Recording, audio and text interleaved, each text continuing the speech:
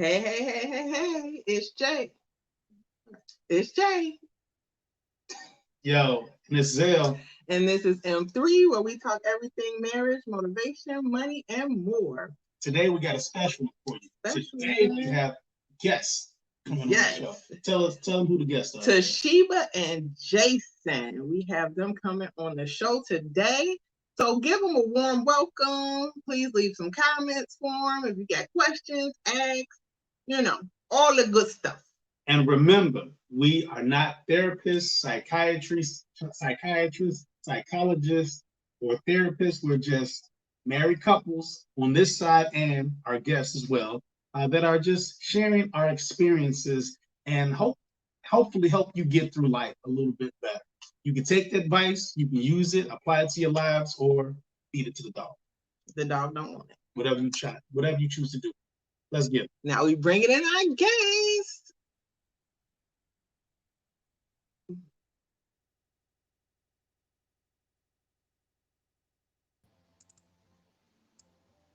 Hello. Hey, guys. We got it now. Yes. Can we hear him? Can we hear y'all say? Oh yeah. Yes. We can hear you guys. Okay. Good. So how you guys doing? We're doing great. Doing good. For those that don't know, that's my auntie and uncle, y'all. That's them. Okay, so let's get it started. Tell us your story. Tell us how long y'all been together and how did you guys meet? You want to tell the story? Okay, you can start. This coming. Turn your volume up a little bit. My volume? Okay, let's see. Hold on. It's up. Can you hear me? Oh, yeah. Okay. This coming June 1st will be 21 years since we've been together. Okay, full time. Okay, uninterrupted. So 21 years that we've been together. 15 years that we've been married come July. Met at work, University Hospital, and the rest is history. I tell him, I used to call him, no offense to you guys, but I used to call him R. Kelly because he was 7 years older than me. He is 7 years older than me, right? So I was 23? You were 23, about to be 24. I was 30, almost 31.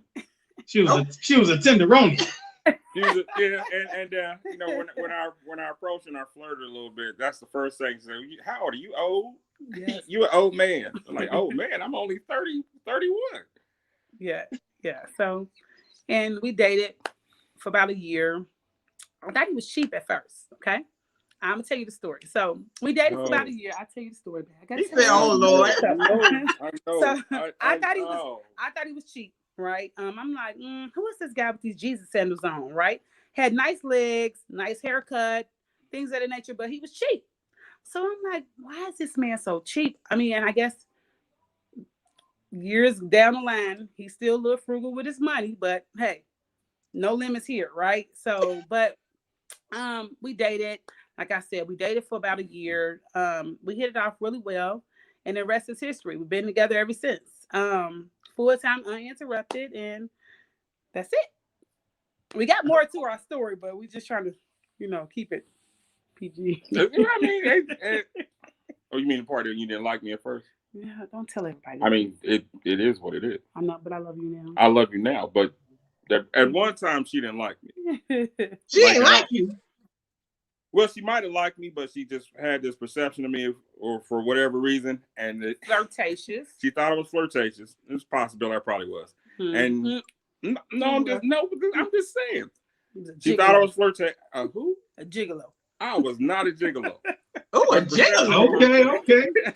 The perception was that I was flirtatious, and then a whole lot of other things. So she wouldn't talk to me. I know I would come down to the department, and I would try to talk to her. And I asked for a number, and I think the nickname started out before the R. Kelly came out. Was what was it, Dirt Crumb? Yes. Get away from me, Dirt Crumb. Dang, you remember that? So I remember, and I would leave. I would leave with a smile on my face and not laugh, but then I would come back. He was persistent. Day after day after day, I would always come back.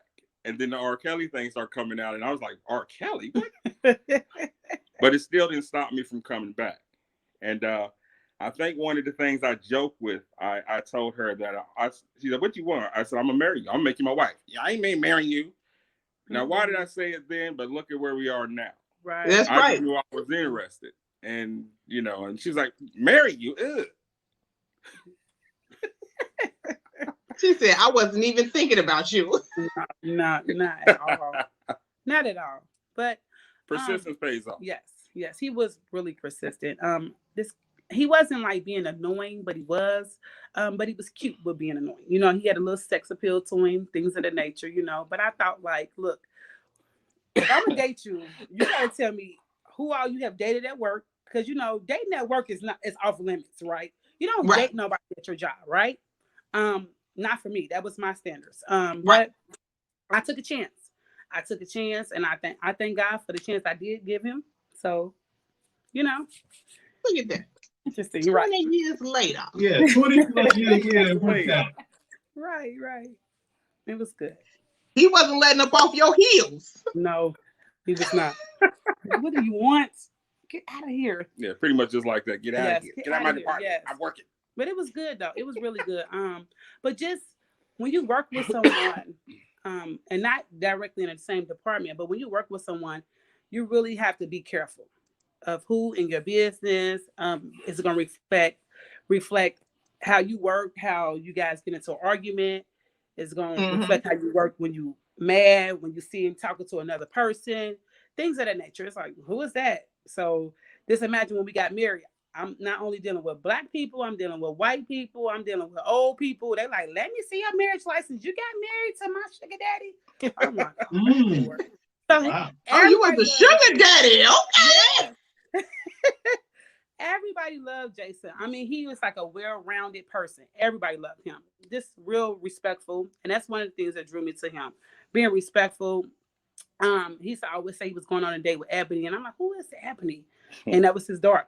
So I thought that was really cute. You know, I'm like, okay. So when I did go to his house, I'm like, oh, house look nice. You know, apartment look nice, 2-bedroom. Okay. I'm like, and then he was a gentleman. Like, open that door. You know, I wasn't used to that. I wasn't used to nobody opening up the door, paying for my food. I'm like, I got the door. He like, no, I got the door. I'm like, okay, Yeah, you got the door. that. You know, he like, go ahead, out first. I mean, even on the elevator, I'm like, I remember that. Okay, too. so little things like that. So that drew me to him. But I got it myself. I said, no, I got it. Yes. Because he was dating an older man that knew better. He knew that's that part. I said, no, I got it. All right, Yeah. But we had a lot of history together at that university hospital. I'm still there. He's not, but hey, we still together. So That's right. Still together. He was raised well. He got good manners. That's a good thing. Yes. Thank you to his mom. Shout out to his mom and dad. I appreciate that. Yes. Mm-hmm. Southern roots, Southern hospitality. Both my parents from the South. My Mhm. father, he didn't play that. He stayed honest. And I used to watch what he did with our mother. Mm-hmm. I used to watch it. He'd open the doors for her. He'd tell us to shut up. Your mama got to sleep. I mean, whatever but he did it. And if we didn't do certain things, he would check us for it. Mm-hmm. He would check the young man in the household. He'd check us for it. It's like, what are you doing? Is that what a man's supposed to do? Mm-hmm. Absolutely. That rings with you after years. Like, all right, now I guess I ain't supposed to do that. Right. Mm-hmm.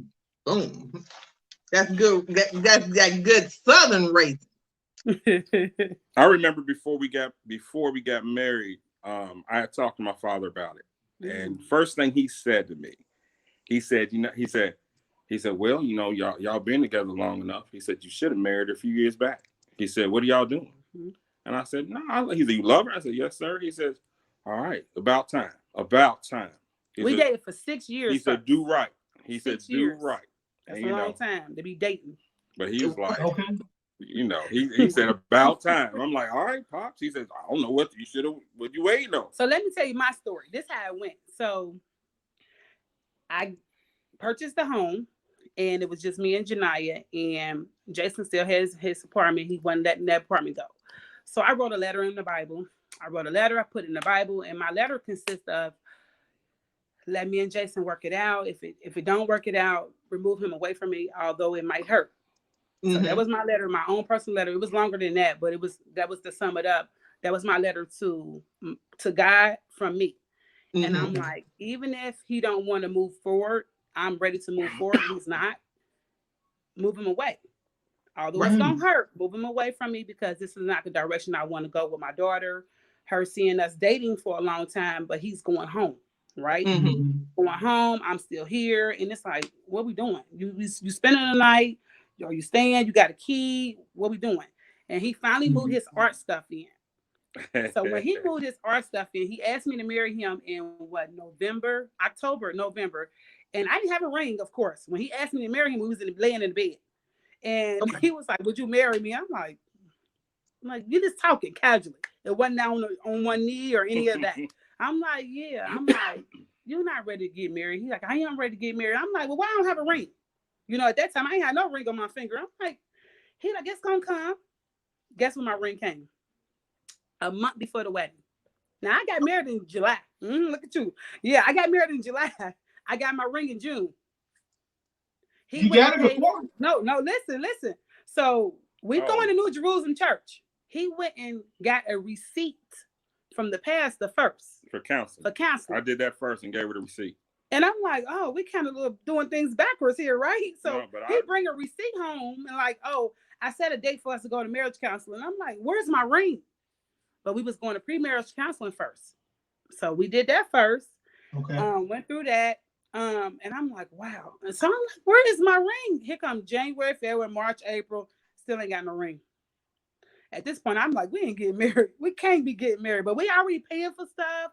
I didn't got fitted for my dress. My daughter got fitted for her dress. His daughter got fitted for the dress. We doing all this. I still don't have a ring on. So I'm steady telling people my fiance, and it's like, girl, she ain't getting engaged. Where's your ring at? So I say all that to say that a ring don't define a marriage, period. Right. A ring do not define a marriage. When he brought the receipt home for premarital counseling, I knew it was real. I knew it was real. I said, oh, okay, say less. Let's get it. But in my mind, I'm like, I still want my ring, am I going to get one? Do I got to buy it myself? Because if I got to buy it myself, we only do this. But I got my ring before the wedding and everything, and it was phenomenal. I still same ring I got on 15 years later, and that's how it went. And it was just like, wow. And we did our wedding the way we wanted to do it, with the people that we wanted to be there, and it was phenomenal. It was phenomenal. Although he did things different than most people. They normally get on one knee. They normally have a ring first. No, he had a receipt to the church. No, that's right. Because he was preparing for the marriage and not the wedding. There you go. I wanted to show her something, because really, and to be transparent, at the time, I didn't have the money. I didn't have the money to get this.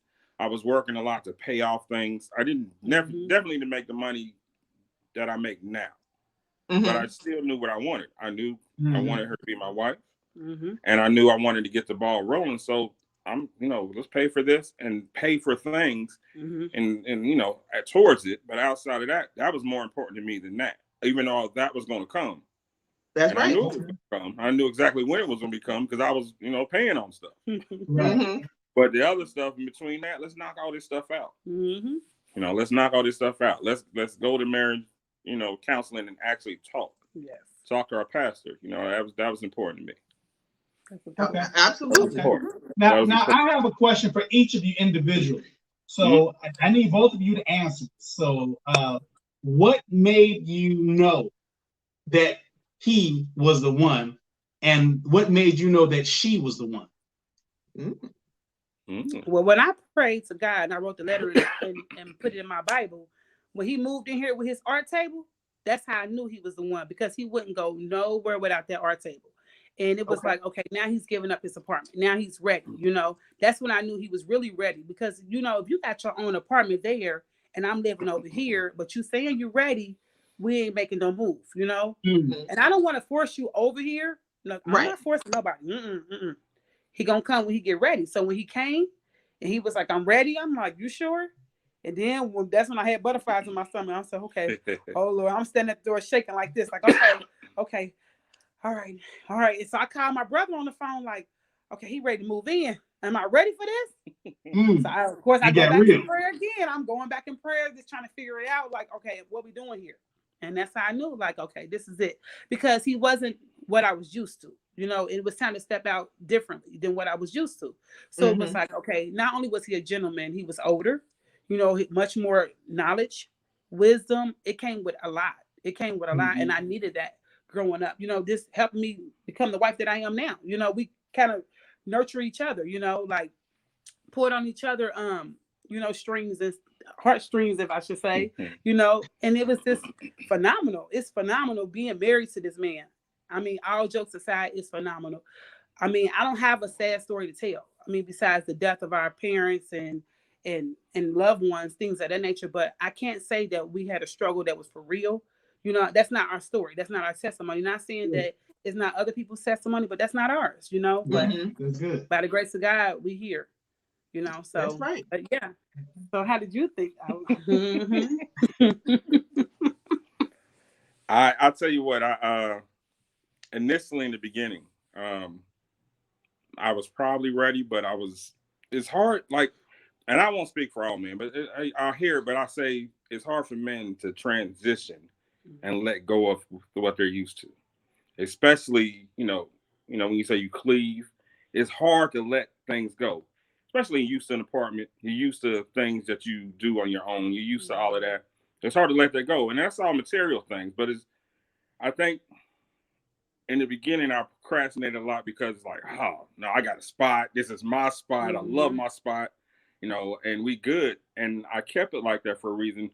When I should have probably let it go sooner. But when I actually started to be here more, and I started to move in clothes more, and I started doing certain things, I would go home sometimes, and it didn't feel like home. That was gone. I lay there, go to sleep, wake up, but it was empty, even though it was my spot. But it was empty while I was in there resting.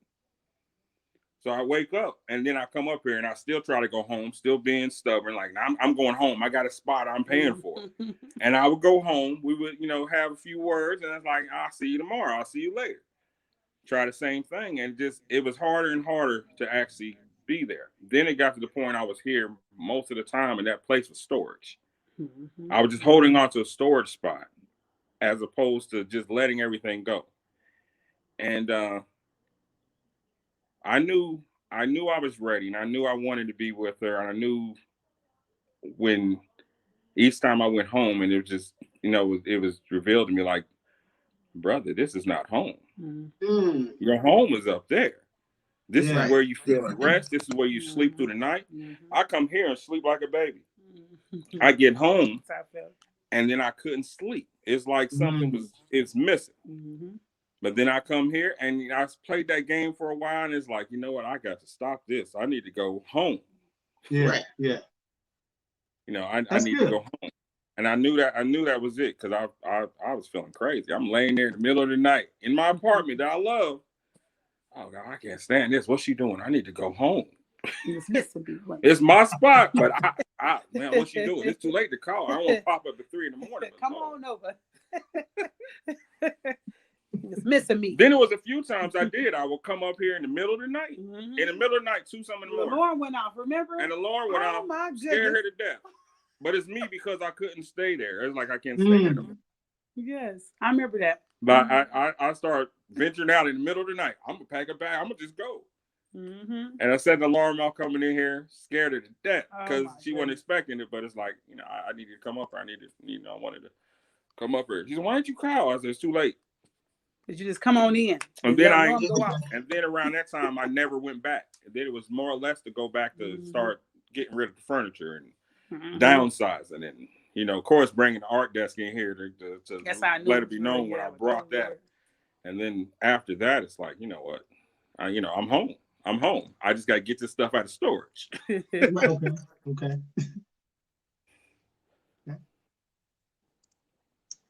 Okay, let me ask you guys this. What do you think the biggest marriage misconception is?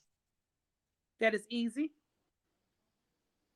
That is easy. Yes, that is easy. Yeah. Right now, I notice that a lot of people just get married. just popping up out the blue. Nobody's putting Mhm. God first. Nobody's putting God first. Not only first, but at the center of their marriage. It's just like, oh, I want to get married, but it's work. It's It- continued work. Mhm. It's like a journey and not a destination. You know, Right. should I say that? Yes. You know, it's continued work. So people think it's easy. And you know, yeah, it's easy going in. It's hard to get out of it, you know, Mhm. but do it last. Right. You know, and that's the thing about I noticed that with these millennials is that everybody's popping this question is getting married or a wedding. You know, not the marriage, they want the wedding. They want the wedding. Mhm. They want the wedding. They want this glamour lights and long dresses and 50 bridesmaids that you ain't gonna talk to in the next 5 years. Things of that Mhm. nature, but when it's all said and done, they ain't going to God first and praying Right. about it. Nobody's going to God first asking, is this the right thing that I'm doing? Am I stepping out on faith? None of that. Nobody's seeking Mhm. premarital counseling anymore. They just it's No, going. they're not. They're not. Mhm. It's They're not. going. That's why some of these marriages are not lasting. Right. Right. most Because people- when and stuff most get people hard, nowadays- then they want to quit. Yeah, Yeah. they quit real fast. This thing about our ancestors, they've been married for like 50, 60 years. They never gave up on each other. I know my Mhm. Never. my father came from 13 brothers and sisters, Mm-hmm. all from one couple. We ain't talking about multiple partners. Yes. 13 brothers and sisters. And Selma, Alabama, 13 brothers and sisters. Nowadays, that's unheard of. I got a friend, Mhm. he's from Arkansas. He has 15 brothers and sisters. But Mm-hmm. these are older folks and, this and that, but it's just, it's different. But now, the commitment level is not there. God is not in it. Mm-hmm. And Mhm.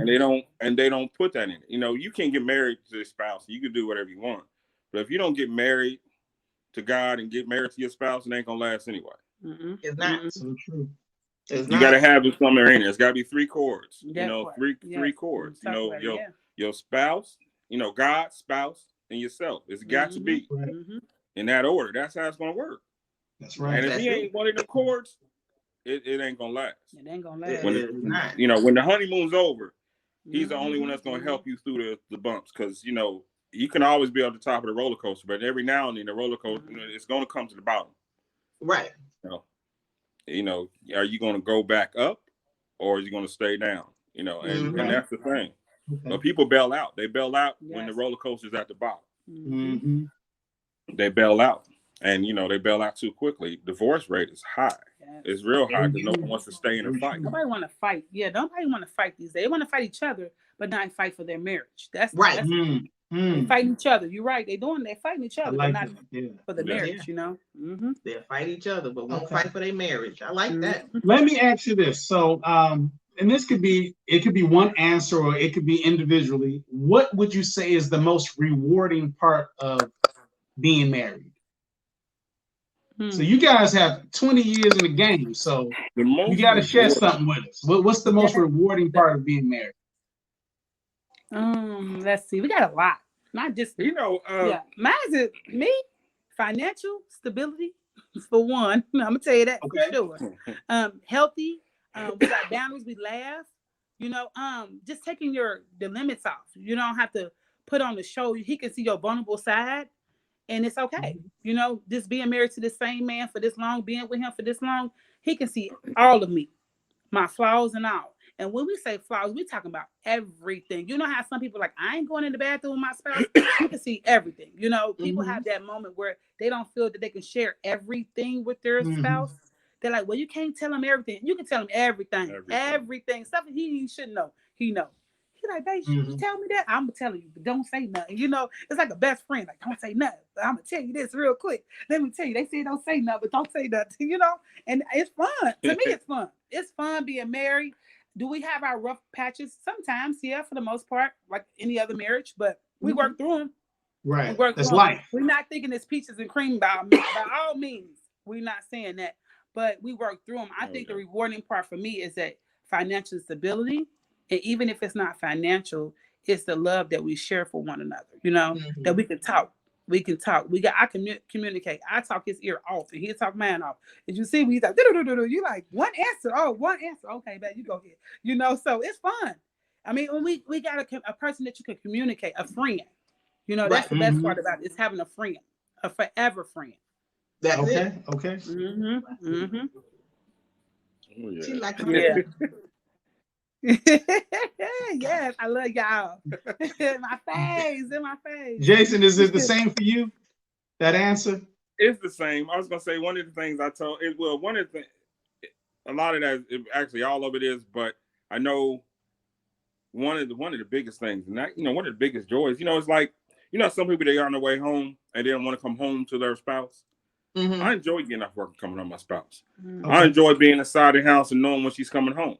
If I'm in here and she's gone too long, I'm eventually gonna text and call because I'm missing her anyway. Like, hi, wife. I'm You like, know, hey, or husband. I'm my favorite text, hi, wife, because I'm basically saying, okay, where you at? Mhm. You know, and neither one of us got a curfew, but I, when we get off work, I know, and I know what she does. She gets off work. I told her one time, you don't know how to come home. You just don't. But she'll talk, or she'll stop at a store and stop at another store. And I know the routine. It's just a question for me, like, okay, we'll be eating for dinner. Am I going to start cooking? Where's she at? Yeah. So I say, hi, wife. I'm like, go ahead, start the food. I'm going to bring something home. And it's the same thing. It's the same thing. I just love come home. And one of the things I actually told a friend of mine this, and I was telling them, it's one thing to walk around and try to be Superman all the time, and that's good. Men are supposed to be strong. That's fine. Mm-hmm. But that's out there. When you come home, if you can't be vulnerable in front of your wife, if you can't take the cape off and throw it on the couch, if you can't unwind and let everything out, then you with the wrong person. Mm-hmm. That's true. Amen. Because out there you got to be Superman. Inside your house, no, you take that cape off and lay it down. Yes. Yeah, you change. Mm-hmm. Yeah. But the world is a the world is a mess, and you need to be able to do that. Mm-hmm. And I enjoy that because I can do that. I can come in here, throw it down. I could be vulnerable and transparent without any judgment. And then the next morning I wake up, I say thank you. I put on my cape and I fly away. And I say, I'll see you in a minute. Poke on my chest and I'll fly away. Oh, boy. 27.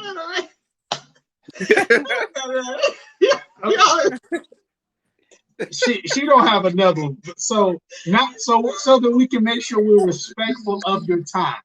I would like to have each of you give maybe some parting advice for maybe couples that are thinking about getting married, or maybe they're already married and they're like, how do I get to 20 years of being together with somebody?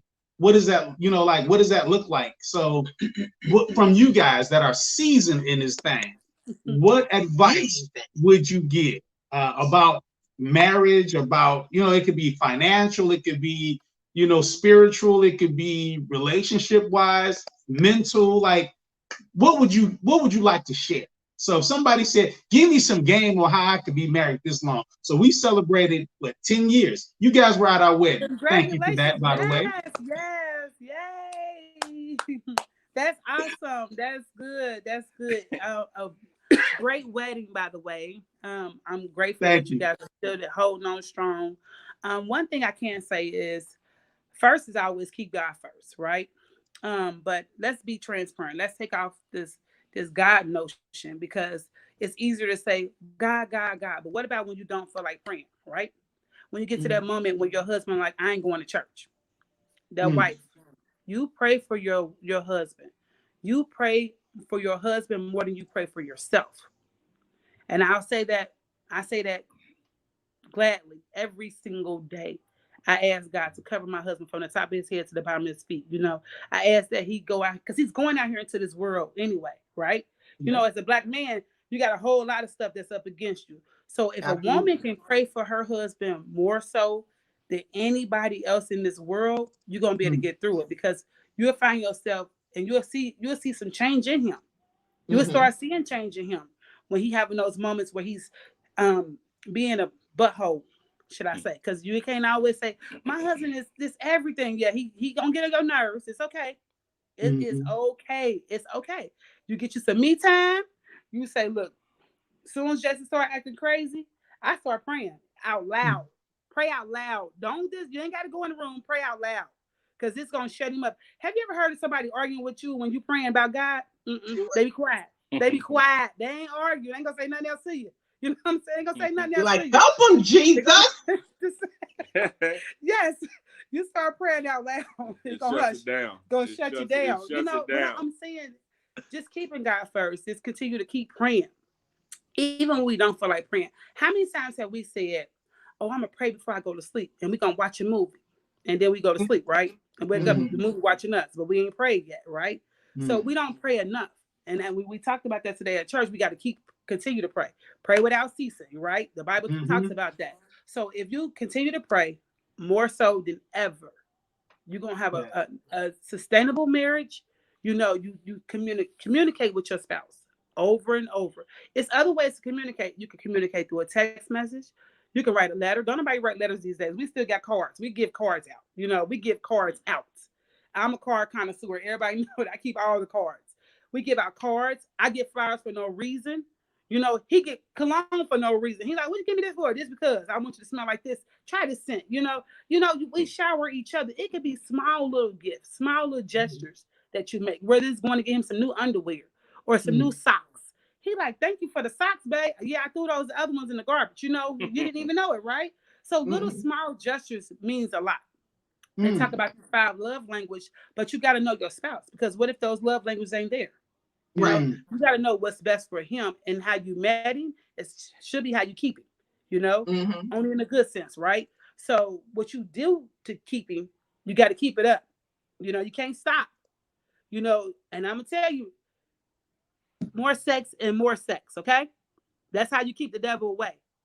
I'm telling you, you ain't never been mad when you got done. You ain't never been mad, right? I don't know. You ain't never been mad.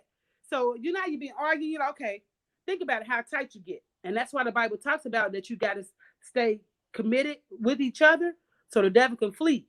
And you just started praying. I got more, but go ahead, babe. I like that. I like that. Y'all be out 30 minutes. I'm like, it's all right. I'm gonna say, stay together and keep things. Well, first off, in the very beginning, counseling. Yes. People pass that up. They think they don't need it, and particularly men think they don't need it. You know, and it's mostly men who we ain't counseling, I ain't letting the church in my, I ain't this and that. And when I say counseling, I ain't talking about the counselor at, you know, in the psychiatrist office. I'm talking about some spiritual counseling. You know, considering that marriage is a spiritual thing. It's founded in the church. It's founded under God. It needs to be a spiritual counseling. First, yes. You know, so with that, you start with that, and then later on down the line, you know, you counsel each other. Right. You know, we're supposed to be leaders to each other and supposed to be able to counsel each other through whatever we're going through. Spiritual counseling, just, you know, be plain and open with, you know, with anything. And if you ever need counseling again, then you go get a tune-up. Counseling, it's important. It's important. Date night. You need to have date night. That's really good. And it don't have to be on Saturday or Sunday neither. Dates can be on any date time. anytime. Yeah, right. It don't have to be Saturday and Sunday. You can date on Tuesday or Wednesday. You date night. You know, it can be for breakfast, lunch, or dinner, or all day. But you need to have a date night. Yeah, that's really good. Date nights are really good. That holds you tighter. You know, you can just wind down and talk about whatever stuff that you don't like, what you do like. You know, things of that nature. But continue to date, communicate, and keep God first. Communicate, continue to date, and communicate. Pray. Yes, that's big. And even if you do get into, and you will, because every couple does, 2 personalities, you know, when they mesh, and honestly, you spend your whole life meshing and cleaving. You spend your whole life doing that. That's why you fight sometimes. That's why you go through what you go through. Right. But fighting fair and being consistent, and you know, and respecting each other, even when you're on the battleground. You have to, because you cut down low. Your spouse won't forget that. They might forgive you, but they won't forget that. I remember we used to fight, and Janai didn't even know we was arguing. She didn't have a clue. Didn't have a clue. To this day, she's like, I don't remember y'all fighting. We fought without words. You would just hear a door shut, boom, real hard. Not verbal words. It was just a door shut. He mad, you know, but she ain't know. You know, she ain't even know. She's like, I ain't never know y'all was fighting. Man. That's how it's supposed to be, though. Yeah, didn't even know. She didn't have a clue. Didn't have a clue. Yes. Interesting. Okay. All right. Well, this was good. I like this. I like it. So, but before we go though, we got to ask them for some parting words. Oh, okay. Parting words from everybody. So we got to let our guests go first. Okay. So our guests, any parting words for each of you? Like So you guys- affirmations or Yeah, anything you want to share, something you want to get off your chest, just to share with the people. Just I love Black marriages. I love it. I would definitely say that. I'm here for it. It's Yeah. not, we don't see a lot of it, but I'm here for it. I mean, Okay. and fighting, like he said, fighting fair, but just continue to fight, even when you don't want to fight, forgiveness. You got to have a heart of forgiveness, because if you hold on to that bitterness, that's going to bring you down. So you got to have a heart of forgiveness. So you hear people say, I can forgive and I can't forget. Well, then what you doing then? Might as well just gone. This gone. Right. This gone. Because you can't do both. Right, So which one is it? You can't pray and worry, right? Yeah, right. All the time. So you got to pick one. The struggle is real. Now don't get it twisted. Marriage ain't for the weak. Yeah, true. It's not. Yes. It's not. So you just got to know if this the right person or not. Not just because he making you feel good at that moment, but those moments where he don't make you feel good, do you still want to be married to him? Things of that nature. Right. That's important. That's really important. Marriage, marriage action, and it's a choice. Mm-hmm. And if you take that step, you take that choice, and you leap on faith, you have to guard it. You have to protect it. Mm-hmm. And I think the biggest problem with people nowadays, they don't, they jump on faith that they think they have, but it's leaky faith. There you go. They're not really guarding it down the line. You can't have that going in, but you don't hold on to it through your life, just to, to keep your marriage afloat. You got to still have that same faith. Mm-hmm. You got to still have the same faith, and you still got to, be deep in prayer, and you got to push on through all of it. Fight for your marriage and not each other. Remember that part. So don't fight each other. Fight for your marriage. That's important. Right. Mm-hmm.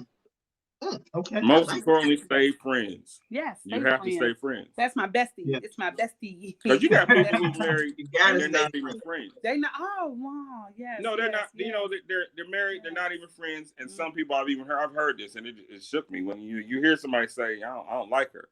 Yeah. Mm. Now, while I could say this, my wife might get on my nerves, Mm-hmm. I do. Some do I really? but I like her. I like her. I like the person like she you is. too. I like the person that she makes, helps me to be. Mm-hmm. I like the encouragement she gives me and how she builds me up. Right. Because I'm not the same man that she met before. I've evolved, and it's been because of God, and it's definitely because of my wife. Right. You have to. Men, the saying. They say, iron sharpens iron. Mm-hmm. Yes. And if you're married, that bulk of that iron needs to come from your wife. Right. Or your husband. Or Right. vice versa. It needs to, y'all need to improve each other, sharpen each other, Mm-hmm. lift each other up. And it's not a race, it's No, not no. a race. I see a lot of times people are fighting each other and In competition. they're in They're in competition. competition with everything. No competition whatsoever. Yeah, one might make more money, another one And might it's have okay. a It's certain okay. car, but they're still in competition. Mm-hmm. Because I know in our household, I might have money, but my wife got money if I got money, and vice versa. But we got money because it's our money. Right. Period. Whatever whatever count is in, it's our money. Right. I'll never say Right. my money Mhm. because at the end of the day, she got access to it anyway, and I'm cool with that. Now, my wife, she controls the finances in the house. Okay. I'm cool with that. And I've heard men say this: "Oh, you ain't controlling the money," but I trust this woman to do that because I ain't lacking nothing. I ain't never lacked nothing. I ain't never been without. So she's doing something right, and I trust her. That's right. Right. Yes. That's good. That's good. And that's how it's supposed to be. Mm-hmm. Right. I know where the money's going. I never ask questions. We ain't never been in the dark. We ain't never had not have food in the fridge. That's good. I got boxers when, some of them she throw half of them away. Well, if everything's working, don't change it. Right. Yeah, don't but change it. it- Yeah, don't that's change true. it. Yeah. Yeah. It works for us. It Yeah. works for us. Yeah, most definitely. Okay. What are your parting words? What are my parting words? Love wins. Yes, always. Always. That's all I got.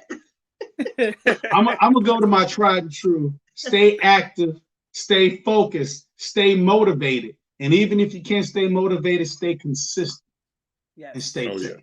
Oh yeah. Thank y'all for joining us at M3. We love Thank y'all. We love y'all. We you. love y'all. Thank you. Y'all gonna have to come back on. Right. Oh, yeah. Yes, absolutely. Anytime. All right, we'll wrap it Bye-bye. up. Just end it. Boom. Boom. And recording. Boom.